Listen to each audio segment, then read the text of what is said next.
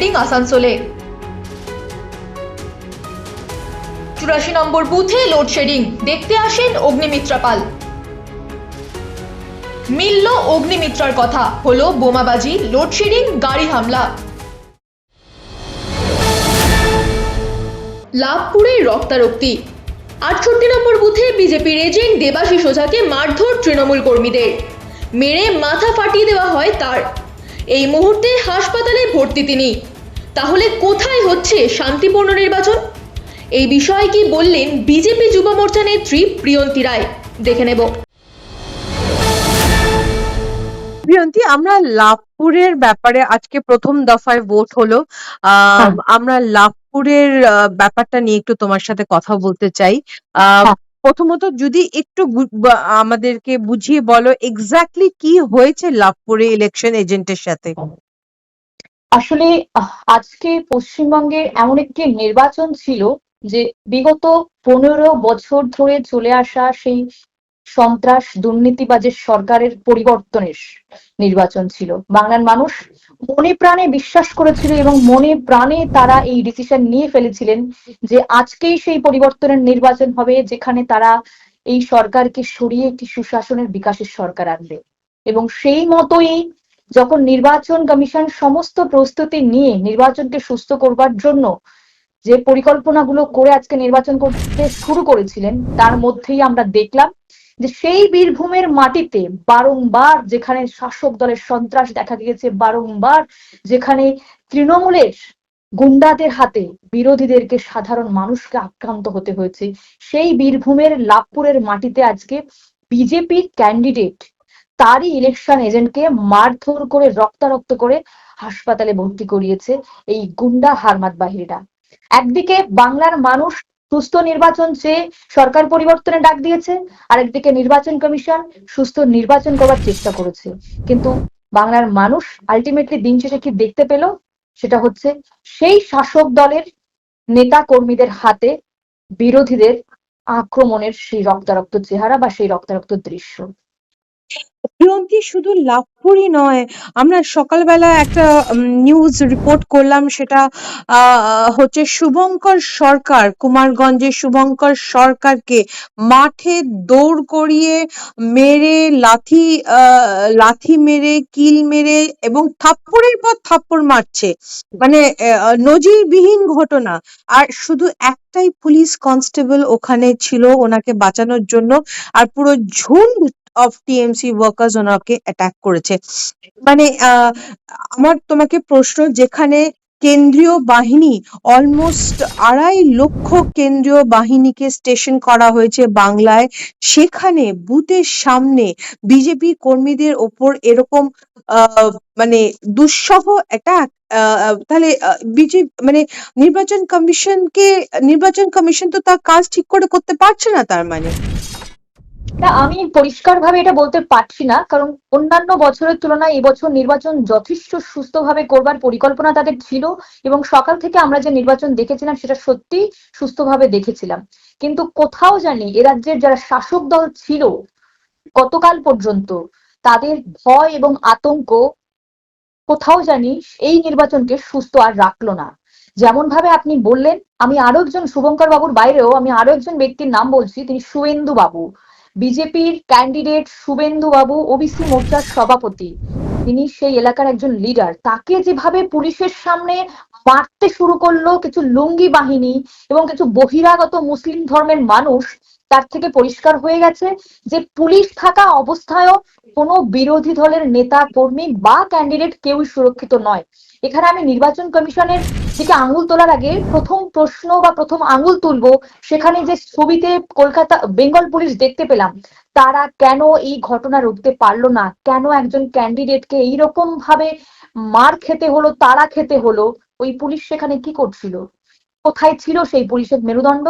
এবার আমি দ্বিতীয় কথায় আসি, যে কোথাও জানি শাসক দল এতটাই ভয় পেয়ে গিয়েছে যে নির্বাচন কমিশনের এই সুস্থ ভোট করবার পরিকল্পনা বা প্রয়াসকে তারা ব্যাহত করতে চেয়েছে। তাই বিভিন্ন জায়গায় এই ধরনের ছিন্ন বিচ্ছিন্ন ঘটনা ঘটিয়ে বাংলার নির্বাচনকে কলঙ্কিত করেছে, বাংলার নির্বাচনে বাঙালিকে কলঙ্কিত করেছে। সারা ভারতবর্ষ, সারা দেশ, সারা পৃথিবী দেখছে যে পশ্চিমবঙ্গের নির্বাচনে কত সন্ত্রাস, কত হিংসা, কত রক্তারক্তি হয়। এবারও তার থেকে কম কিছু হলো না, যদিও অনেকাংশেই কম এবছর। প্রিয়ন্তী, যখন এই ঘটনাটা ঘটছিল লাভপুরে, mobile surveillance vehicle with camera যেটা নির্বাচন কমিশন নামিয়েছেন বাংলায়, সেটা কোথায় ছিল? সেটা কি কাছাকাছি কোথাও ছিল না? নিশ্চয়ই সে প্রশ্ন আমাদের অবশ্যই করতে হবে, এবং আমরা ইতিমধ্যে জানতে পারলাম যে নির্বাচন কমিশনের কাছে এই বিষয়ে সব জানানো হয়েছে। আমরা নিশ্চয়ই আশায় থাকবো যে এই ঘটনাগুলো হয়েছে কারা করিয়েছে, সেখানে কি ব্যবস্থা ছিল নির্বাচন কমিশনের পক্ষ থেকে এবং তার স্টেপ কি নেওয়া হবে, এটা আমরা আশায় থাকবো। কিন্তু সব জিনিসের বিচার কি আমাদের এই পশ্চিমবঙ্গের মাটিতে আদতে হয়? কারণ সকাল থেকে আমরা দেখেছি একাধিক মিডিয়া সংবাদ মাধ্যমকে আটকে দেওয়া হয়েছে, বিভিন্ন জায়গায় খবর করতে পৌঁছাতে দেওয়া হয়নি, মাঝ রাস্তায় শাসক দলের নেতাকর্মীরা আটকে দিয়েছে। সুতরাং মাঝ রাস্তায় আটকে দেওয়াটাও কি নির্বাচন কমিশন আটকাতে পারবে? মানে এখানে তো পুলিশের ভূমিকা রয়েছে, তাহলে পুলিশের ভূমিকা কি ছিল? মানে ওই প্রশ্ন আমরা নির্বাচন কমিশনকে করলেও কোথাও জানি আগে লোকাল পুলিশ, আগে নিজের রাজ্যের পুলিশের দিকে আঙুল তুলতেই হবে। এটা হচ্ছে সব থেকে বড় বিষয়। হুম, আমি বুঝতে পারছি প্রিয়ন্তী।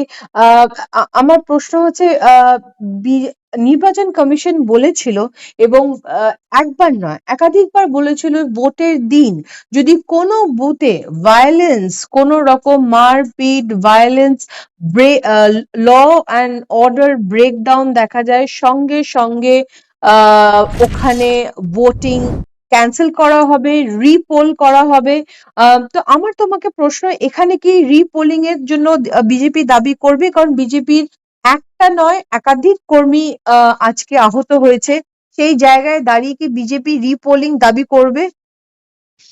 একদমই, আমি এই কথা এই প্রসঙ্গেই বলবো, যেখানে যেখানে এই ধরনের ঘটনা ঘটেছে, লুটপাট হয়েছে, ভাঙচুর হয়েছে, মারধর হয়েছে, সেই সমস্ত জায়গা থেকে আশা করছি আমাদের সেখানকার ক্যান্ডিডেটরা রিপোলিং এর দাবি তুলবেন, তোলা উচিত।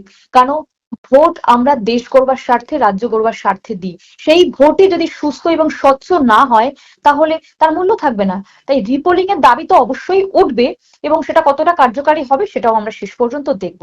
দিন শেষে বিজেপি এটাই চায় যে পশ্চিমবঙ্গের সুস্থ নির্বাচন করতে ব্যর্থ এই রাজ্য সরকারের, এই রাজ্যের তোলামুলি সন্ত্রাসবাদীদের দ্বারা নির্বাচন কমিশন যতই চেষ্টা করুক করতে পারবে না। তাই বাংলার মানুষকে এই ডিসিশন নিয়ে ভারতীয় জনতা পার্টির সরকার আনতে হবে, তবেই আশা করা যাবে যে আগামী দিনে পশ্চিমবঙ্গের সন্ত্রাসহীন, রক্তহীন, সুস্থ নির্বাচন হবে। হুম। প্রিয়ন্তী, তোমার অনুমানে কারা এই লোকগুলো যারা বিজেপি ওয়ার্কার্সদের, বা আমি যদি বলি লাভপুরে রামুদাকে অ্যাটাক করেছে আর এরকম রক্তাক্ত করেছে, এরা কারা? এরা কি বিরোধী শাসক দলের পার্টির কেউ, না অন্য বহিরাগত কেউ? তোমার অনুমানে এরা কারা? খুবই পরিষ্কার, বিজেপি এবং বিরোধীদের উপর বছরের পর বছর ধরে আক্রমণ করে এসেছে এ রাজ্যের শাসক দল, এবং নির্বাচনের দিনে প্রতি বছর এই জিনিসই রাজ্যের শাসক দলের নেতা কর্মীরা করে আসছে, এবং শাসক দলের গুন্ডারাই করেছে। আজকেও তার থেকে আলাদা কিছু নয়। আমরা দেখেছি যেভাবে শুভেন্দু বাবুকে যারা তাড়াহুড়ো করে তাকে লাথি মেরে, ঘুষি মেরে তাড়া করছে, তারা প্রত্যেকেই লুঙ্গি পরিহিত মানুষজন ছিল। আর তারা কারা? নিশ্চয়ই বোঝা যাচ্ছে, তারা সেই দুধেল গাই, মাননীয়া যে দুধেল গাইদের কথা বলেছিলেন যে দুধ দেওয়া গরু লাথি খাওয়া ভালো, সেই দুধেল গাইরাই। সুতরাং পরিষ্কার এটাই যে বিজেপি বিরোধীদেরকে শুধু নয়, সাধারণ মানুষের উপরও এই তৃণমূল কংগ্রেসের গুন্ডারা আজকে আক্রমণ করেছে বিভিন্ন জায়গায়। নতুন ভোটারদেরকে ভোট দিতে দেওয়া হয়নি। আমি যেটা আজকে সকাল থেকে দেখলাম যে একজন নতুন ভোটার, সে ভোট দিতে গেছে প্রথমবার, কিন্তু সে ভোট দিতে পারেনি, বলছে আপনার ভোট কেউ দিয়ে গেছে, আপনার ভোট হয়ে গেছে। এটা পশ্চিমবঙ্গের নির্বাচন? প্রিয়ন্তী, আসবো সাক্ষাৎকারের শেষ প্রশ্নে।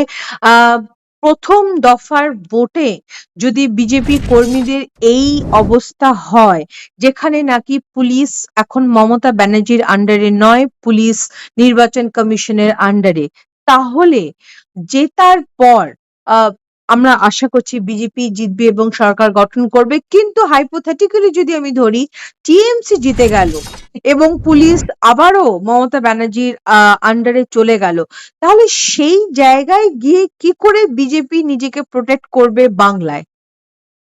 বিজেপি নিজেকে প্রোটেক্ট করবে শুধু নয়, বিজেপি বাংলার মানুষকে প্রোটেক্ট করবে বলেই এই এত বছর ধরে এই অপশাসন, এই সন্ত্রাসবাদীদের বিরুদ্ধে লড়াই দিয়ে আসছে। এবং এবার বাংলার মানুষ বিজেপিকেই ক্ষমতায় আনবে। কোনো আশা নেই, কোনো নিশ্চয়তা নেই যে তৃণমূল কংগ্রেস আবার ফিরে আসছে দ্বিতীয়বার। তৃণমূল কংগ্রেস শেষ হয়ে গেছে, তৃণমূল কংগ্রেস আজ শেষ হতে যাচ্ছে। 29 তারিখের নির্বাচনেও তৃণমূল কংগ্রেস শেষ হয়ে যাবে। বাংলায় ভারতীয় জনতা পার্টির সরকার করবে। একমাত্র বাংলার বাঙালিকে ভারতীয় জনতা পার্টি সুরক্ষা দিতে পারবে, উন্নয়ন করতে পারবে। এটা আমরা বিশ্বাস করি, বাংলার মানুষও বিশ্বাস করছে।